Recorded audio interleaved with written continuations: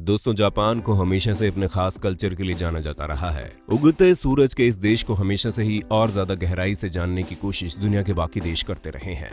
वैसे तो जापान में बहुत सी यूनिक चीजें और ट्रेडिशन पाए जाते हैं, लेकिन उनमें सबसे ज्यादा खास है यहाँ के स्कूल्स।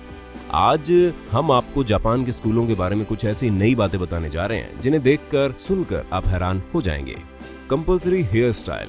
ज्यादातर देशों में आप स्कूल में अपने बाल जैसे चाहे रख सकते हैं। वहाँ लड़कियां चाहे तो अपने बाल बांध सकती है या अपनी मर्जी से उन्हें खुले रख सकती है, और लड़के भी जितने चाहे अपने बाल लंबे रख सकते हैं। लेकिन जापान में ऐसा नहीं है। जापान के स्कूल में ऐसा नहीं होता। वहाँ लड़कों को सिर्फ कान तक की लंबाई जितने ही हेयर रखने अलाउ होते हैं।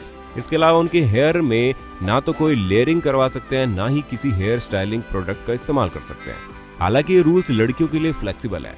वे जैसे चाहे बाल रख सकती हैं, लेकिन उन्हें अपने पैरों के हेयर शेव करना अलाउड नहीं है। और वे स्कूल में ना ही मेकअप कर सकती है, ना नेल पेंट लगा सकती है। ऐसे स्कूल बनाने के पीछे का मकसद यही है कि स्टूडेंट सिर्फ अपनी पढ़ाई पर फोकस करे, ना कि खुद की अपीयरेंस पर। Romantic relationships. जापान के स्कूलों की ये अजीब बात सुनकर आपको हैरानी जरूर होगी। ज्यादातर लोगों को अपना पहला प्यार स्कूल में मिलता है, लेकिन अगर आप जापान के स्कूल में पढ़ने जाते हैं तो आप किसी भी तरह के लव रिलेशनशिप में नहीं आ सकते। जापान में पूरी तरह से बैन है, क्योंकि इसे स्टूडेंट की पढ़ाई के बीच में एक डिस्ट्रैक्शन माना जाता है। School lunch. ज्यादातर स्कूल में लंच के लिए आपको कई सारे ऑप्शन दिए जाते हैं, यानी घर से भी लंच लाने की परमिशन दी जाती है। और कई स्कूलों में तो स्टूडेंट्स स्कूल से बाहर जाकर किसी लोकल रेस्टोरेंट में जाकर भी लंच कर सकते हैं। लेकिन जापान के स्कूलों में आपको इनमें से कोई भी ऑप्शन नहीं दिया जाता। वहाँ स्कूल के सभी स्टूडेंट एक साथ एक ही खाना खाते हैं, और इसके लिए वो कैफेटेरिया में नहीं, अपनी क्लास डेस्क पर बैठकर ही खाते हैं। उनके खाने में ज्यादातर चावल, मछली या सूप होता है, और इसे पूरा ना खाने पर आपको पनिशमेंट भी मिलता है। जेनिटोरियल ड्यूटीज। ज्यादातर स्कूलों में साफ सफाई के लिए सफाई कर्मी रखे जाते हैं, जो हर दिन स्कूल की सफाई करते हैं। स्कूल की छुट्टी होने के बाद वे देर तक वहां रुकते हैं और पूरे स्कूल की सफाई करते हैं। हालांकि जापान के स्कूलों में ऐसा बिल्कुल नहीं है।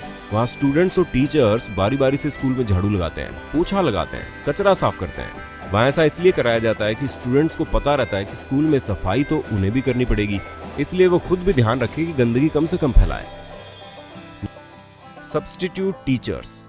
दुनिया के ज्यादातर स्कूलों में जब कोई टीचर बीमार या एब्सेंट हो जाता है तो उसकी जगह पर किसी दूसरे सब्स्टिट्यूट टीचर को क्लास में पढ़ाने के लिए भेजा जाता है। लेकिन जापान में ऐसी क्लास में किसी भी सब्स्टिट्यूट टीचर को नहीं भेजा जाता, बल्कि क्लास में बिना किसी टीचर भी स्टूडेंट को शांति से खुद ही अपनी डेस्क पर बैठे हुए पढ़ना होता है। जबकि किसी दूसरे देश के स्कूल में ऐसा होने की जरा भी संभावना नहीं रहती, क्योंकि अगर स्टूडेंट्स को खुद से पढ़ने के लिए छोड़ दिया जाए तो वहां कोई दुर्घटना घट सकती है।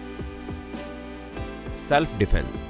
जापान के स्कूलों में स्टूडेंट्स को आत्मरक्षा के तरीके सिखाए जाते हैं। उन्हें ट्रेन किया जाता है ताकि वो किसी बुरे व्यक्ति से खुद की रक्षा कर पाएं। वे लोग एक खास तरह के हथियार का प्रयोग करते हैं, जिसे सैसी मर्डर कहा जाता है, जो किसी पुराने समुराई हथियार के जैसा होता है, और इससे वो खुद को किसी भी इंट्रूडर से डिफेंड करते हैं। ये हथियार जापान के स्कूलों में अक्सर दीवारों पर टंगा हुआ दिखता है। ग्रीटिंग्स। ग्रीटिंग्स जापान के सबसे पुराने कल्चर का अहम पार्ट है। ग्रीटिंग्स यानी खुद को थोड़ा सा झुकाकर सामने वाले व्यक्ति को सम्मान देना। ये ग्रीटिंग्स जापान के स्कूलों का बहुत जरूरी पार्ट है। दिन की शुरुआत में स्कूल शुरू होने पर और स्कूल की ड्यूटी के वक्त स्टूडेंट्स को अपने प्लेस पर खड़े होकर ही टीचर के सामने झुकना यानी ग्रीट करना होता है। किसी किसी जापानी स्कूल में उनके दिन की शुरुआत मेडिटेशन के साथ भी करवाई जाती है। एब्सेंटीज्म एंड पंक्चुअलिटी। जापान के स्कूलों में कोई भी स्टूडेंट अपनी क्लास में लेट नहीं हो सकता या उसे मिस नहीं कर सकता, जब तक कि ऐसा करने के लिए उसके पास कोई ठोस वजह ना हो। और हो भी क्यों ना, ऐसा होना काफी जरूरी है। लेकिन ये बात यहीं पर खत्म नहीं होती।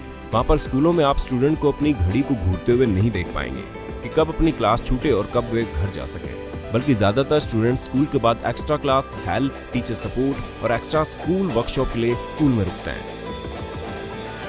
यूनिफॉर्म्स। जापान के स्कूलों में हर एक स्टूडेंट को स्कूल में यूनिफॉर्म पहननी पड़ती है। जहां एक तरफ लड़के ऊंचे कॉलर वाला ब्लैक सूट पहनते हैं, वहीं लड़कियां प्लीटेड स्कर्ट और सेलर ब्लाउज टॉप पहनती है। जो भी स्टूडेंट बिना किसी यूनिफॉर्म के स्कूल में क्लास लेने की कोशिश करते हुए पाए जाते हैं, उन्हें वापस घर भेज दिया जाता है। और जब वे वापस स्कूल आते हैं तो उन्हें उसके लिए पनिश भी किया जाता है। इसके साथ ही उनकी यूनिफॉर्म्स हमेशा साफ सुथरी और प्रेस की गई होनी चाहिए। ब्रेक्स। जापान में स्टूडेंट्स को 5 हफ्तों की गर्मी की छुट्टियां मिलती है।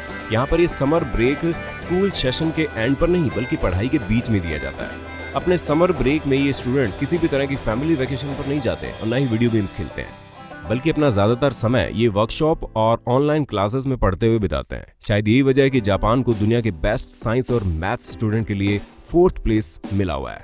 दोस्तों, ये थी जापान के स्कूल और वहाँ के स्टडी एनवायरनमेंट से जुड़ी कुछ यूनिक बातें जो आपको दुनिया के किसी और देश में देखने को शायद ही मिलेंगी। कमेंट करके हमें बताइए इनमें से सबसे ज्यादा यूनिक आपको कौन सा पॉइंट लगा और क्यों। वीडियो देखने के लिए धन्यवाद।